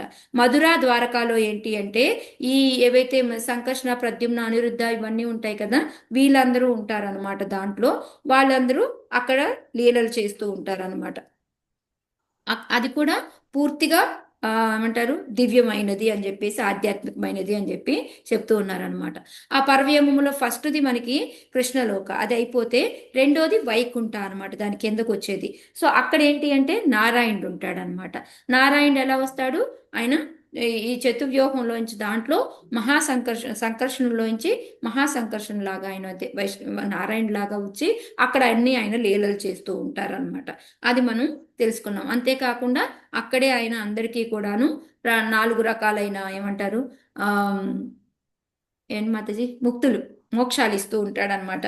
మనకి అదే సామీప్య, సాష్టీస్ అవి ఉన్నాయి కదా, అది సాలోక్య, అవన్నీ కూడా ఆ 4 రకాలు అనేవి అక్కడ మనకి వైకుంఠంలో దొరుకుతూ ఉంటుంది అనమాట. అందరూ అక్కడే భగవంతుడు కూడా ఎన్నో రకాలైన లీలలు అక్కడ చేస్తూ ఉంటారు. ఎవరితో ఉంటారు అక్కడ నారాయణుడు? ఎవరితో ఉంటాడు? లక్ష్మీదేవి మాతండి. 3 ఉంటారు, గుర్తు తెచ్చుకోండి. భూదేవి, నీలాదేవి, లక్ష్మీదేవి.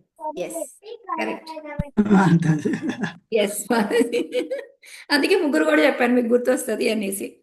మనం ఎప్పుడు తిరుపతి టైంలో చెప్పుకుంటాం ఈ సంగతి మెయిన్ గా. అవును మాతాజీ, కరెక్ట్.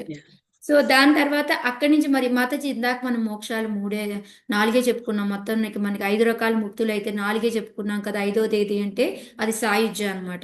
భక్తులు ఎవరు కోరుకోరు. సో అందుకని అది మనకి 3వది అనుకున్నాం కదా ఇందాక. దాన్ని జ్యోతిర్మండల అంటారు, లేకపోతే బ్రహ్మజ్యోతి అంటారు అనమాట. అది 3వది. అక్కడ ఏంటి అంటే మనం భక్తులు ఎవరు ఉండరు, అక్కడ ఎటువంటి సేవ కూడా ఉండదు మనకి. దాన్ని సిద్ధలోక అని కూడా అంటారు అనమాట. ఎవరు ఏంటంటే ఊరికే ఆ బ్రహ్మజ్యోతిని చూస్తూ ఊరికే ఆనందపడుతూ ఉండేవాళ్ళు మాత్రమే అక్కడ ఉంటారు. అందుకని భక్తులు దాన్ని కావాలి అని అనుకోరు అనమాట.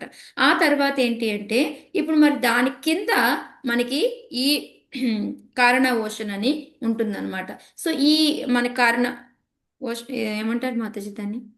కారణోదకం కారణ అంతే సముద్రమే కదా. అంతే.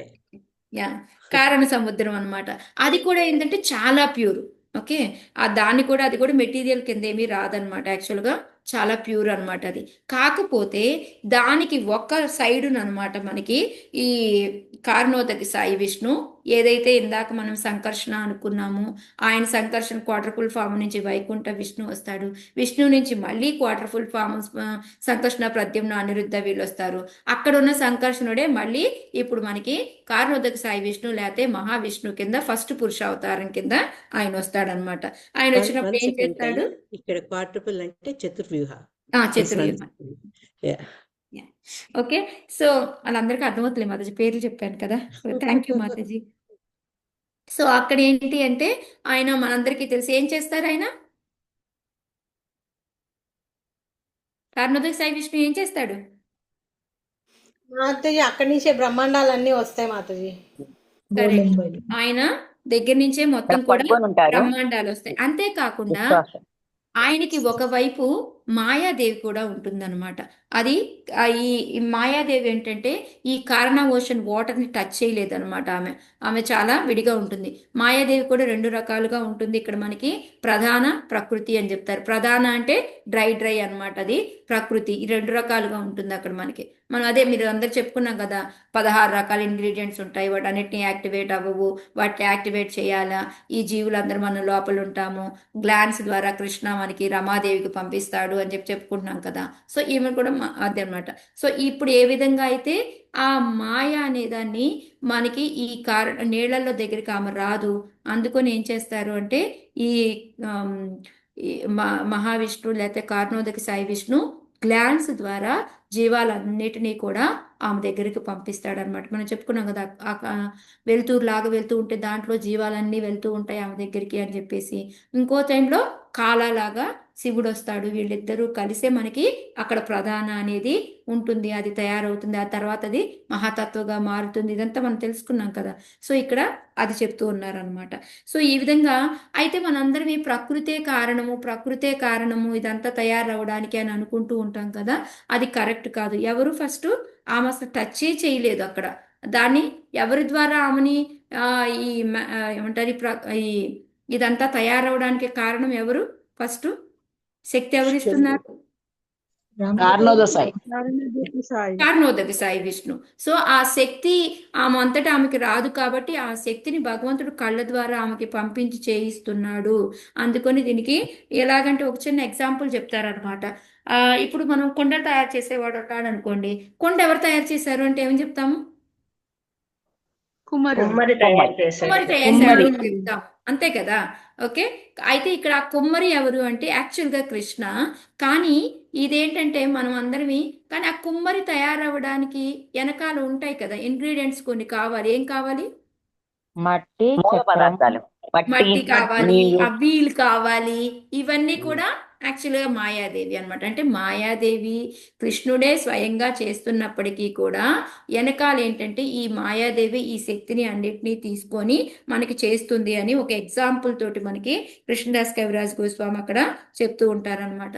సో ఎప్పుడైతే ఈయన శ్వాస వదులుతాడో ఆయనకి ఎన్ని రంధ్రాల్లో నుంచి మొత్తం కూడా అనంతమైన విశ్వాలు వస్తూ ఉంటాయంట. వాటికి ఎగ్జాంపుల్ ఏం చెప్తారు అంటే మనకి ఇప్పుడు వెలుతురు వస్తుంది అనుకోండి. ఆ వెలుతురులోంచి మనం చూస్తే ఎన్ని డస్ట్ పార్టికల్స్ ఉంటాయి. ఇప్పుడు కిటికీ ఉంది, మన కిటికీ తలుపు ఎన్ని కనపడతాయి దాంట్లో నుంచి మనకి ఆ కాంతిలో దుమ్ము కణాలు అంటే మనకు తెలుస్తూ ఉంటుంది కానీ మనం లెక్క పెట్టలేము అనమాట. ఆ విధంగా అన్ని అన్ని విశ్వాలు ఆయనలో నుంచి వస్తూ ఉంటాయి అని చెప్పేసి చెప్తూ ఉన్నారనమాట. ఆ తర్వాత ఏంటి అంటే ఇక్కడికి మనకి ఆల్మోస్ట్ 7th 8th 9th శ్లోక కూడా అయిపోయిందనమాట. ఇప్పుడు దాన్ని ఆయన్ని కళ అని అంటాం. కాల కాదు, కాల వేరు, కళ వేరు. కళ అంటే ఏంటి? ఫస్ట్ బలరాముడు యొక్క అంశ సంకర్షణుడు, సంకర్షణుడి యొక్క అంశ మహావిష్ణు. సో ఇప్పుడు ఆయన పార్ట్లో నుంచి మళ్ళీ పార్ట్ అనమాట. అర్థమైంది కదా? ఒక పార్ట్ 100 ఉంది, 100లోంచి 50, 50లోంచి మళ్ళీ 25 వచ్చింది అనుకోండి. అంటే ఆయనలో నుంచి ఇక్కడికి, ఇక్కడి నుంచి ఇక్కడికి మారుతుంది. కాబట్టి అంశ యొక్క అంశ. కళ అంటే ఏంటంటే మహావిష్ణువుని కానీ కారణోదక సాయి విష్ణువుని బతుకమ్మ కానీ కాల కళ కళ కాల కాదు మాతాజీ, కళ. కళ అంటే కళావతారం అంశ. అంటారు కదా, కళావతారం. ఎస్ మాతాజీ, కరెక్ట్. ఓకే. సో అందుకని ఈయన అంశ యొక్క అంశ అని చెప్పేసి మనకి చెప్తూ ఉన్నారనమాట. ఇప్పుడు అంశ యొక్క అంశే ఎంత పని చేస్తూ ప్రకృతిని సృష్టించడము, మనల్ని ఉద్భవించడం అన్నీ ఇంత చేస్తూ ఉంటే ఇప్పుడు నిత్యానంద యొక్క గొప్పదనం ఇంకా ఎక్కువ కదా? ఇది చెప్పడానికి అనమాట ఇదంతా ఏం చెప్తుంది. ఓకే, ఎందుకు అనేది మీకు ఎక్స్ప్లెయిన్ చేస్తున్నా. సో ఆ తర్వాత గర్భోదక సాయి విష్ణు మనందరికి తెలుసు. ఆయన ఎప్పుడైతే ఈ విశ్వాలన్నీ వస్తాయో, ఈ విశ్వం మహాతత్వం కలిసిన తర్వాత అది యాక్టివేట్ అవ్వాలి. అది యాక్టివేట్ అవ్వాలి అంటే ఈ మహావిష్ణువే అందరికీ ట్రాన్స్ఫర్మ్ అయిపోయి గర్భోదక సాయి విష్ణువు కింద మారిపోయి ఒక్కో విశ్వంలోకి ఎంటర్ అవుతాడు. ఆ విశ్వంలోకి వెళ్ళిన తర్వాత అక్కడ ఏమీ ఉండదు. అప్పుడు ఆయనలో నుంచే నీరుని స్వెట్ని బయటికి తీసుకొని అది ఫిల్ చేసుకుంటాడు సగం వరకు. యాక్చువల్గా సగం వరకు కాదు, ఇంకా ఎక్కువ చెప్తారు. 52% వరకు ఆయన ఫిల్ చేసుకొని 48%లో ఆయన ఆ పైన పడుకుంటాడు అనమాట. దాన్ని వైకుంఠంగా తయారు చేసుకుంటాడు. ఆయన చేసుకొని ఆయన పడుకుంటాడు. ఆయనకి పడుకోవడానికి ఎవరిస్తారు సీట్? ఎవరు? ఆదిశేషు. బలరాముడే. ఆదిశేషుడు బలరాముడే. ఓకే. సో ఆయన ఉంటాడు అనమాట. ఆ తర్వాత ఆయనలో నుంచి బ్రహ్మ బయటకు వస్తాడు. సో ఆ బ్రహ్మ ఇదంతా మనకి తెలుసు. సో ఈ పార్ట్ మనకి 10వ శ్లోకం ఎక్స్ప్లెయిన్ చేస్తుంది అనమాట. సో ఈ పై పార్ట్ ఏదైతే ఉందో మనకి 48% అని ఉన్నాము, దానిలోకి ఆయన ఈ బొడ్డులో నుంచి తామర వస్తుంది. ఆ తామరే మనకి స్ప్రింగ్ లాగా ఉంటుంది. అదన్నీ కూడా 14 లోకాలు అనేసి, ఆ ఫ్లవర్లో పైన వచ్చేసి బ్రహ్మ ఉంటాడు అనేసి ఇదంతా కూడా మనం తెలుసుకున్నాం కదా. సో మనం ఇప్పుడు అది ఇదంతా కూడా గర్భోదక సాయి విష్ణువు చేసే పని. సో ఈయన కూడా ఎంత పని చేస్తున్నాడో చూడండి. సో ఎంత గొప్పవాడు అని చెప్తున్నారు అనమాట ఇక్కడ కూడా. సో ఆ తర్వాతే మనకి విరాట రూపం రావడం, హిరణ్య గర్భ, ఇవన్నీ కూడా మనం చదువుకున్నాం కదా. ఇంకా అంత డీటెయిల్గా నేను వెళ్ళట్లేదు. సో తర్వాత 11వ శ్లోకంలో ఏంటంటే క్షీరోదక సాయి విష్ణువు గురించి చెప్తారనమాట. ఆయన ఏంటి అంటే మనకి ఇలాగా ఈ 14 లోకాల మధ్యలో ఏంటి అంటే ఒక్కొక్క సముద్రం ఉంటుంది అనమాట. మనకి 7 సముద్రాలు ఉంటాయి. దాంట్లో ఒకటి మనకి శ్వేతద్వీపం అని అంటారనమాట. ఆ శ్వేతద్వీపం ఏంటంటే మనకి గోలోకంలో కూడా ఉంటుంది. అక్కడ కూడా ఒక శ్వేతద్వీపం ఉంటుంది. కానీ అక్కడ దాన్ని కూడా ఎక్స్ప్లెయిన్ చేశారు, నేను ఇప్పుడు వెళ్ళట్లేదు మీకు. ఇక్కడ శ్వేతద్వీపంలో ఏంటి అంటే మనకి క్షీరోదక సాయి విష్ణువు ఉంటాడు అనమాట. సో ఎప్పుడైతే బ్రహ్మ అందరినీ సృష్టిస్తాడో వాళ్ళందరినీ యాక్టివేట్ చేయడం కోసం ఆయన మళ్ళీ ఏం చేస్తాడు, చక్కగా అందరిలోకి పరమాత్మ రూపంలోకి వెళ్ళిపోయి లోపల అందరికీ పరమాత్మ రూపంలో ఉంటాడనమాట.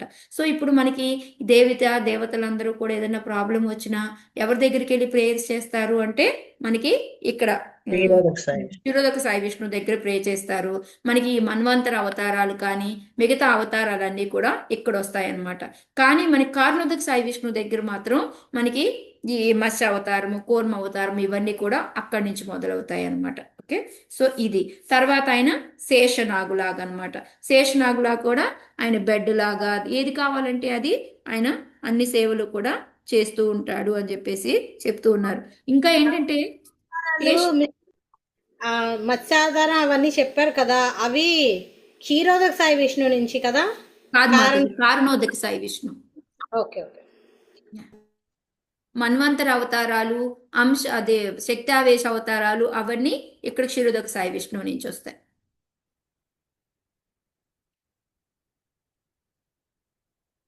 సో ఇంకా తర్వాత ఏం చెప్తున్నారంటే కృష్ణదాస్ కవిరాజ్ గోస్వామి అంతేకాకుండా ఇంకా నిత్యానంద మహాప్రభుతో పాటు ఇంకా వీళ్ళ అద్వైత వీళ్ళందరూ ఉన్నారు కదా. ఇందులో అందరు మిగతా అసోసియేట్స్ అందరిలోకి ఇంపార్టెంట్ ఎవరు అంటే నిత్యానంద, అద్వైత మాత్రమే, వీళ్ళిద్దరే అని చెప్పేసి చెప్తూ ఉన్నారనమాట.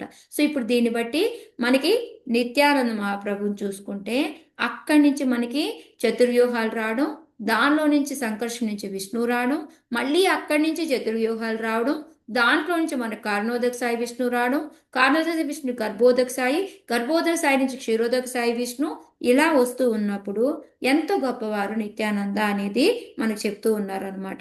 సో ఇది చెప్పిన తర్వాత ఇంకా ఆయన ఒక చిన్న స్టోరీ కూడా మనకి చెప్తూ ఉన్నారు. నేను ఇంకా అది చెప్పేసి మీకు చెప్తాను. ఏంటంటే రెండు స్టోరీస్ చెప్తారనమాట. నిత్యానంద మహాప్రభుయే కాదు, నిత్యానంద మహాప్రభు పార్షదులు కూడా ఎంత గొప్పవాళ్ళు అనేది ఒకటి, నాలాంటి వాడి మీద కూడా నిత్యానంద ప్రభు ఎలాంటి కరుణ చూపించారు అని చెప్పడానికి ఆయన ఈ రెండు చెప్పారనమాట. ఒకటేంటంటే మేనకేతన్ రామదాస్ అని ఒక అతను నిత్యానంద మహాప్రభు యొక్క గొప్ప డివోటీ అనమాట ఆయన. సో ఆయన ఏం చేస్తారు అంటే ఒక కృష్ణదాస్ కవిరాజ్ గోస్వామి బ్రదర్ ఉంటాడనమాట. వాళ్ళ ఊర్లో ఏంటంటే ఎప్పుడు కూడాను ఈ కీర్తనలు ఇవన్నీ అవుతూ ఉంటాయి అనమాట. సో వాళ్ళు పిలుస్తారనమాట ఈయన రమ్మని చెప్పేసి, మేనకేతన్ రామదాస్ని రమ్మంటే ఆయన తీసుకొస్తారు. ఆయన వచ్చిన వెంటనే ఆయన కూడా ఏంటంటే చాలా అందంగా ఉంటాడు, ఆయన గురించి విశ్లేషణ అంతా రాస్తారనమాట. నిత్యానంద ప్రభు లాగా చాలా అద్భుతంగా ఉంటారు. సో ఆయన వచ్చేసి కూర్చున్న వెంటనే అందరూ కూడాను ఆయనకి నమస్కారం పెడతారు. సో కీర్తనలో మునిగి తేలిపోతా ఉంటారనమాట. కానీ అందరూ బాగానే ఉంటారు. అక్కడ ఒక అతను ఉంటాడనమాట, గౌరీ గౌరీ గుణార్నవ్ మిశ్రా, ఎస్, గుణార్నవ్ మిశ్రా అని ఒక అతను ఉంటాడు. అతను ఏంటంటే ఆ టెంపుల్ని చూసుకుంటూ ఉంటాడు అనమాట. సో ఆ గుణార్నవ్ మిశ్రా వచ్చి ఆయన ఏంటంటే అసలు ఏమీ రావడం, దండం పెట్టడం కానీ ఏమీ చేయడం అనమాట. చేయకపోతే ఈయన మేనకేతన్ ఏమంటాడు అంటే, నాకు ఇంకో రోమహర్షను చూసినట్టుంది అని అంటాడు అనమాట. ఎందుకు రోమహర్షణ అన్నాడు చెప్పండి? అతను పూట సభలోంచిని మర్యాద పాటించారు కదా. సేమ్ మనకి బలరాముడు వచ్చినప్పుడు రోమహర్షణ ఏం చేస్తాడు ఆయన? ఏమి కూడా అనమాట. అందుకని నేను కూడా ఇంకొక ఇక్కడ రోమహర్షన్ని చూస్తున్నట్టుంది నాకు అని అంటాడు అనమాట. అయినా సరే ఆయన ఏం పట్టించుకోడు. ఆయన ఏంటంటే భగవంతుడి సేవ చేసుకుంటూనే ఉంటాడనమాట. కాకపోతే ఆ తర్వాత ఏంటంటే వాళ్ళ అన్న వస్తాడు, కృష్ణదాస్ గోస్వామి వాళ్ళ బ్రదర్ వస్తాడనమాట. వాళ్ళ బ్రదర్ వచ్చినప్పుడు ఏంటంటే వీళ్ళిద్దరికి ఆర్గ్యూ అవుతుంది అనమాట. ఎందుకంటే ఆయన ఆ పంతులు చేసిందే కరెక్టు అని చెప్పేసి ఆయన వైపు మాట్లాడతాడు. ఎందుకు అంటే ఆ తర్వాత ఏంటంటే ఈ కోపంతో మొత్తానికి ఆ వాగ్వాదం జరుగుతూ ఉంటుంది కదా. సో ఆ టైంలో ఏంటంటే ఆయనకి చాలా కోపంగా వచ్చేసి ఆయన చేతిలో ఉన్న ఫ్లూటుని ఇంకా ఏదో మొత్తానికి కొట్టేసి అక్కడి నుంచి వెళ్ళిపోతాడు అనమాట మేనకేతన్ రామదాస్ అనమాట. అయితే ఎందుకు అనేది తెలుసుకొని ఇప్పుడు కృష్ణదాస్ కవిరాజ్ గోస్వామి చెప్తూ ఉన్నారనమాట. నువ్వు అట్లా ఎందుకు చేశావు, అంత ఆర్గ్యూ ఎందుకు చేయాల్సి వచ్చింది, ఈయనతోటి అవసరం లేదు కదా. ఎందుకంటే ఈయన ఎవరు అంటే కృష్ణదాస్ కవిరాజ్ గోస్వామి బ్రదర్ ఓన్లీ చైతన్య మహాప్రభు భక్తుడు అనమాట. చైతన్య మహాప్రభు భక్తుడు అనమాట. సో చైతన్య మహాప్రభు ఏంటి అంటే చైతన్య మహాప్రభు భక్తుడైతే అందుకే ఆయనకి ఏంటంటే ఈయన చేసేది ఏమీ నచ్చట్లేదు అనమాట. నిత్యానంద మహాప్రభు మీద నమ్మకం లేదు, నిత్యానంద ప్రభు భక్తుల మీద అంతకన్నా నమ్మకం లేదు. అందుకని అతనితోటి వాగ్వాదం వేసుకుంటాడు. అప్పుడు ఈయన చెప్తాడు అనమాట, కృష్ణదాస్ కవిరాజ్ గోస్వామి చెప్తాడు, వాళ్ళిద్దరూ ఒకటే, నువ్వు ఇట్లాగా ఒకళ్ళని నమ్మి ఒకళ్ళ మీద నమ్మకం లేదు అంటే నీది ఏమంటారు అర్ధకోడి న్యాయం అంటారు. అర్ధకోడి న్యాయం అంటే మీ అందరికీ గుర్తుందో లేదో, మనకి ప్రపాద్ గారు అందులో రాస్తారు కూడా స్టోరీని. ఏంటంటే ఒక కోడి ఉంటుంది, ఆ కోడికి ఏంటంటే ఇద్దరు అన్నదమ్ములు పంచుకోవాలి అనుకుంటారు. ఏంటంటే ఒకటేమో తిట్టు ఉంటుంది కదా ముందు పక్కకి, వెనక వైపేమో గుడ్డు పెడుతూ ఉంటుంది కదా. సో నాకు గుడ్డు పెట్టేది కావాలి అని అంటే అందరూ అదే కావాలి అనుకుంటారు. సో అందుకని దాన్ని ఆఫ్ చేసి ఇద్దామని ఆఫ్ చేశారనుకో, ఏమవుతుంది? ఉపయోగం ఉంటుందా? గుడ్డు పెడుతుందా? ఇంకా అదే కదా. సేమ్ అలాగే ఓన్లీ చైతన్య మహాప్రభు మీద పెట్టుకొని నిత్యానంద మహాప్రభు మీద నమ్మకం పెట్టుకోకపోతే అసలు వాళ్ళిద్దరూ ఒకటే అనేసి ఆయన చెప్తూ ఉంటాడు అనమాట. అయినా కూడా వినకపోతా ఉంటే ఎక్కడి నుంచి ఈయన మేనకేతన్ అని వెళ్ళిపోతాడనమాట. వెళ్ళిపోయిన తర్వాత అంటే చూడండి అది ఒక స్టోరీ చెప్తారనమాట. ఆయన ఎంత అందంగా ఉండి అక్కడ అందరినీ ఎంత రంజింపజేసి అందరికీ ఆశీర్వాదం ఇచ్చి వెళ్ళాడు, అదంతా కూడా ఎక్స్ప్లెయిన్ చేస్తారు. సో అయితే దీని తర్వాత నిత్యానంద మహాప్రభు ఎంత గొప్పవారు అని చెప్పడానికి ఏంటి అంటే, ఈయనకి యాక్చువల్ ఒక రోజు కళ వస్తుందన్నమాట. ఈయన పడుకుంటే ఆయన కల్లోకి నిత్యానంద మహాప్రభు వస్తారు. ఎవరో వచ్చారు అని చెప్పేసి ఆయన కళ్ళు తెరుస్తాడు అనమాట. కళ్ళు తెరిచిన వెంటనే తలుపు కొట్టినట్టు ఎవరో వచ్చినట్టు కళ్ళు తెరిస్తే ఆయన మొత్తం అందరితోటి మిగతా వాళ్ళ భక్తులతోటి అందరితోటి అక్కడికి రావడము అవన్నీ చూస్తాడు. ఆయన పొగుడుతూ నిత్యానంద మహాప్రభు యొక్క వర్ణన ఉంటుంది అక్కడ. ఎంత బాగుంటుంది, కృష్ణుడి వర్ణన లాగే ఉంటుంది అనమాట ఆల్మోస్ట్. సో అదంతా చూస్తూ ఆయన ఇలా చేతులు ఎత్తి ఇంకా చెప్తుంటాడు అనమాట. చెయ్యి పెట్టి నిత్యానంద మహాప్రభు ఆయనకి కృష్ణదాస్ కవిరాజ్ గోస్వామి మీద ఆశీర్వదిస్తూ చెప్తూ ఉంటారనమాట. నువ్వు త్వరగా ఇక్కడి నుంచి బృందావనం వెళ్ళిపో అని చెప్తూ ఉంటారనమాట. అని ఇలా చెప్పి బాయ్ బాయ్ బృందావనం వెళ్ళు అని చెయ్యూపి అంతర్ధానం అయిపోతూ ఉంటారనమాట.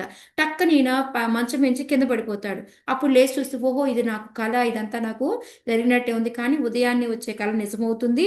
నన్ను నాకెందుకు నిత్యానంద మహాప్రభు ఇంత కరుణ చూపించారు అంటే అప్పుడు చైతన్య మహాప్రభు ఇద్దరు ఈక్వల్ అని అదంతా చెప్పడం వాళ్ళ భక్తుడి ముందు చెప్పడం విన్నారు కదా. దానివల్ల నాకు ఆయన మెర్సీ చూపించేసి నా మీద, అంటే నేను ఎలాంటి వాడిని అంటే ఇక్కడ చెప్తూ ఉంటారనమాట ఆయన నమ్రతతోటి, జగాయి మదాయి కన్నా నేను హీనము, ఎంత పురుగు కన్నా కూడా నేను హీనము, నా పేరుని ఎవరన్నా తలుచుకున్నారంటే మీరు చేసుకున్న పుణ్యం కూడా నశించిపోతుంది. అలాంటి వాడిని నాకు కలలో వచ్చి నన్ను బృందావనం అని వెళ్ళు అని అంటే నేను వెంటనే ఉదయాన్నే కళ నిజమవుతుంది అనుకుని నేను వెంటనే బృందావనం బయలుదేరాను. అక్కడికి వెళ్ళడం మూలంగా నాకేం దొరికింది? ఎన్ని రకాలు దొరికాయి ఆయనకి.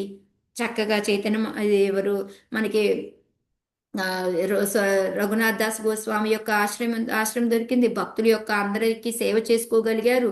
రూప గోస్వామి, షడ్ గోస్వాములు అందరూ కూడా దొరికారు ఆయనకి. మళ్ళీ వాళ్ళందరి నుంచి లీలలు వినడం దొరికింది. అంతేకాకుండా రాధా గోవింద విగ్రహం దొరికింది నాకు. ఈ విధంగా ఎన్ని రకాల లాభాలు నాకు కలిగాయి అని మళ్ళీ ఒక 20-30 శ్లోకాలు చెప్తారనమాట. ఇదంతా ఎవరి వలన జరిగింది? ఆయనకి ఆ బృందావనం అనేది వెళ్ళడం ఎలా జరిగింది? ఈయన చెప్పడం. సో అందుకొని ఆ నిత్యానంద మహాప్రభు యొక్క మెర్సీ ఎలాంటిది అంటే ఆయన మెర్సీ లేకుండా మనం అసలు భక్తిలో ముందుకే వెళ్ళలేము అనేసి ఆ చైతన్య మహాప్రభు గురించి మనకి ఇదంతా కూడా ఎక్స్ప్లెయిన్ చేసి చెప్తూ ఉంటారనమాట. హరే కృష్ణ.